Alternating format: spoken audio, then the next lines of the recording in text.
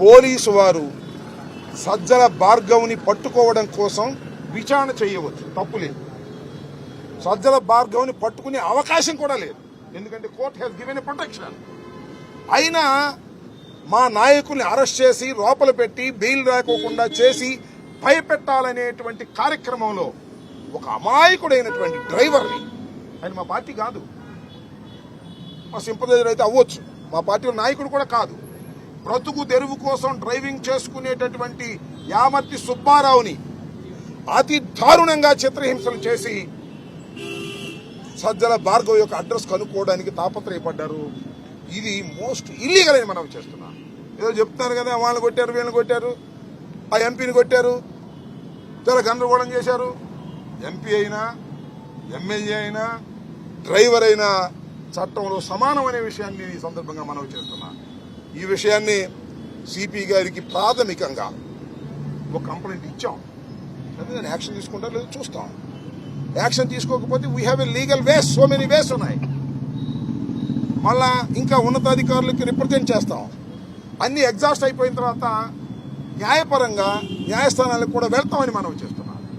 ఎవరైతే తన డ్యూటీస్లో అధికంగా ప్రవర్తిస్తారో, బియాండ్ ది డ్యూటీస్, పోలీస్ వ్యవస్థలో వారు అరెస్ట్ చేయవచ్చు, లేదా విచారణకు పిలవచ్చు, లేదా నోటీస్ ఇవ్వచ్చు తప్ప లాఠీ పెట్టి కొట్టడం కానీ, చిత్రహింసలు గురి చేయటం కానీ భారత రాజ్యాంగంలో సిఆర్పిసిలో తప్పిది. పోలీసుల మీద ప్రైవేట్ కేసులు కూడా పెట్టేటటువంటి అవకాశం ఉంది. ఇంతకు ముందు అనేక సందర్భాల్లో ప్రైవేట్ కేసులు పెట్టి పోలీసులు ఉద్యోగాలు కూడా ఊడగొట్టినటువంటి సందర్భాలు ఉన్నాయి. నిరూపణ అయితే అని గుర్తుపెట్టుకోవాలి మనం చేస్తున్నాం. ఈ విధంగా బియాండ్ ది డ్యూటీస్ పోలీసులు ప్రవర్తన చేస్తున్నారని చెప్పడానికి ఇది ఒక ఉదాహరణ. ఇది ఒకటే కాదు, మీకు మరొకటి కూడా చెప్తా. విజయవాడలోనే గౌతమ్ రెడ్డి గారి మీద 307 వేశారు. సరే 307 కరెక్టా తప్ప, that is the different matter. ఇంట్లోకి ఎలా ప్రవేశించారు?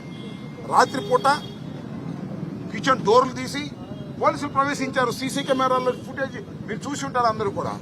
అంతేకాదు, ఆమె పేరేంటి, మన ఎక్యూజ్డ్ మనకు అప్రెడ్ గారు సుధారాణి పట్టుకొచ్చి కొట్టి 5 రోజులు పెట్టుకుని తర్వాత కోర్టులో ప్రొడ్యూస్ చేస్తే before magistrate she has given a complaint ఇచ్చింది. అలాగే కడపలో రవీంద్ర, ఆయన కూడా బిఫోర్ ది మేజిస్ట్రేట్ నన్ను కొట్టారని ఇచ్చారు.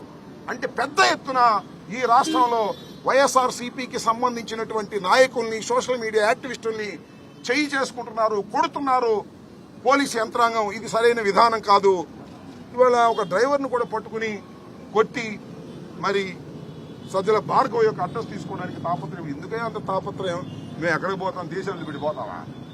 న్యాయస్థానానికి వెళ్తున్నాం, న్యాయస్థానంలో తేలిన తర్వాత కోర్టులు ఒకవేళ మీకు బెయిల్ లేదు, మీరు హాజరు కావాల్సిందే, కోఆపరేట్ చేయాల్సిందే అంటే వస్తాం. What is there? చట్టానికి అతీతులు ఎవరు కాదు కదా. మీరు ఫాల్స్ కేసులు పెట్టారు, వాటి మీద న్యాయస్థానంలో ఫైట్ చేస్తున్నాం. మాకు హక్కులు ఉన్నాయి, యాంటిసిపేటరీ బెయిల్ తీసుకునే హక్కు ఉంది, క్రాష్ చేసే హక్కు ఉంది. ఈ హక్కుల కోసం మేము పోరాడుతుంటే మా మీద ఈ విధంగా చిత్రహింసలు పెట్టి అమాయకమైనటువంటి ఒక డ్రైవర్ని, యామర్తి సుబ్బారావుని చిత్రహింసలకు గురి చేశారు. ఈ పాపానికి పరిష్కారం చంద్రబాబు నాయుడు గారు, అదేవిధంగా రెడ్ బుక్ అధినేత ఆ రైటరు లోకేష్ మూల్యం చెల్లించక తప్పదని మనం చేస్తున్నాను.